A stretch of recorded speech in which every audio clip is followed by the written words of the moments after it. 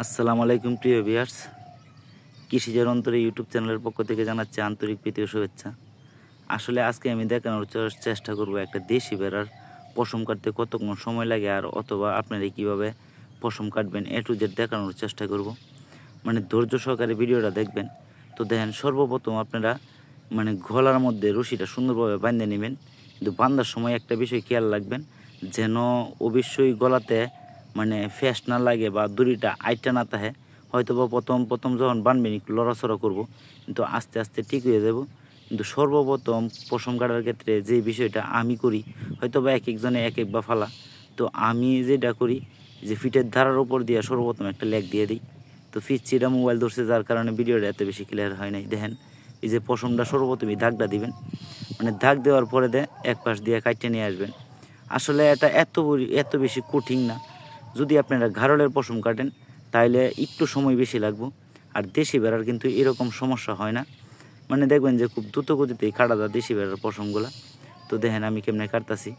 আসলে এই দেখেন, এই ভেড়াটা কিন্তু 3টা বাচ্চা দিয়েছে, যার কারণে ত্যক্ত করতেছে, ভীষণ ত্যক্ত করতেছে। আর যদি এরকম বাচ্চা থাকে আর বাচ্চার ভেড়া যদি কাটেন, অবশ্যই ভেড়ার বাচ্চাগুলোর একটু দূরে রাখার চেষ্টা করবেন, নয়তোবা এই যে কেসিটা আছে এই কেসিটা লাগিয়ে দেবো। আর এই কেসিটা কিনতে গেলে এই দেখেন কেমনে ত্যক্ত করে, বিশাল বিরক্ত করে।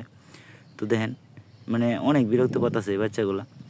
আর এই বাচ্চাগুলার একটু দূরে রাইখা এই অন্য পাশে দিয়া তারপরে আপনার পশমটা কাটতে হইব, নয়তো বা সমস্যা। যদি একটা বাচ্চার কানে কোণে লাগিয়ে যা তাহলে কান কেটে যাব। তো এই সাবধানতাটা অবশ্যই অবলম্বন করবেন। আর দেখেন আমি পশমটা কেমনে কাটতেছি, সামনে থেকে পিছনে গেছি, সর্বোচ্চ 1-1.5 মিনিট লাগছে। আসলে এত বেশি সময় লাগে না। আমার একটা দেশি ভেড়ার পশম কাটতে সর্বোচ্চ 5 থেকে 6 মিনিট লাগে। আর ঘাড়লের একটা পশম কাটতে হয়তো বা 10 মিনিটের মতো লাগবো। আর আপনারা চেষ্টা করবেন সবসময় এই ভেড়ার পশম কাটতে দিতে। দেখেন বাচ্চাগুলো যেহেতু দেখতে পাচ্ছি আমি দূরে রাখিয়ে দিয়েছি। আর সবসময় চেষ্টা করবেন এই ভেড়াগুলার পশমগুলো কাটতে দেওয়ার জন্য। কারণ হইল গা, যদি আপনি এই ভেড়ার পশম রাখেন তাহলে কিন্তু সমস্যা।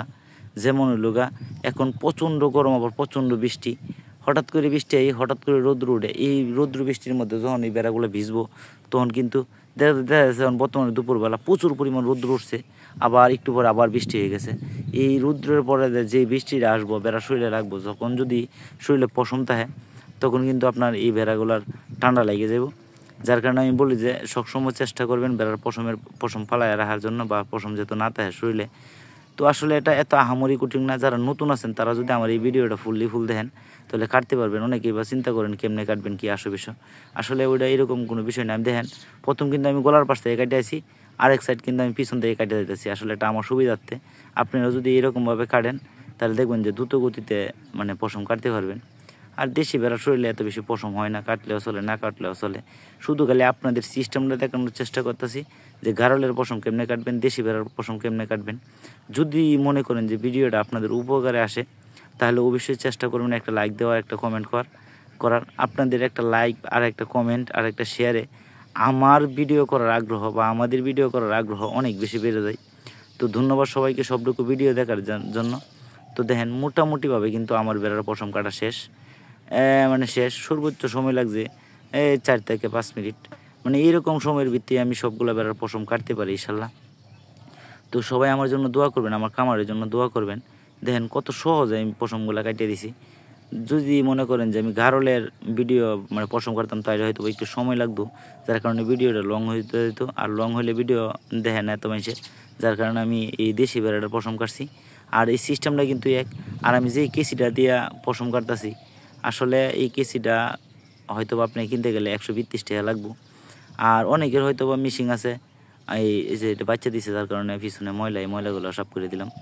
তো অনেকের হয়তো বা মিশিং আছে, তারা সহজে কাটতে পারেন। ভাই আমার এরকম মিশিং লাগে না, কারণ লোক আমি কেসি দিয়ে আস্তে আস্তে কাটি, আস্তে আস্তে বেড়াগুলো লক্ষ্য লাই। যত বেশি বেড়ার সাথে সময় দিতে পারি তত বেশি বেড়াগুলো সুস্থ সবল থাকবো। আপনি যখন খামারি হবেন তখন আপনিও বুঝবেন। তো ধন্যবাদ সবাইকে, সবাই ভালো থাকেন, সুস্থ থাকেন, আমার জন্য দোয়া রাখেন। তো মোটামুটি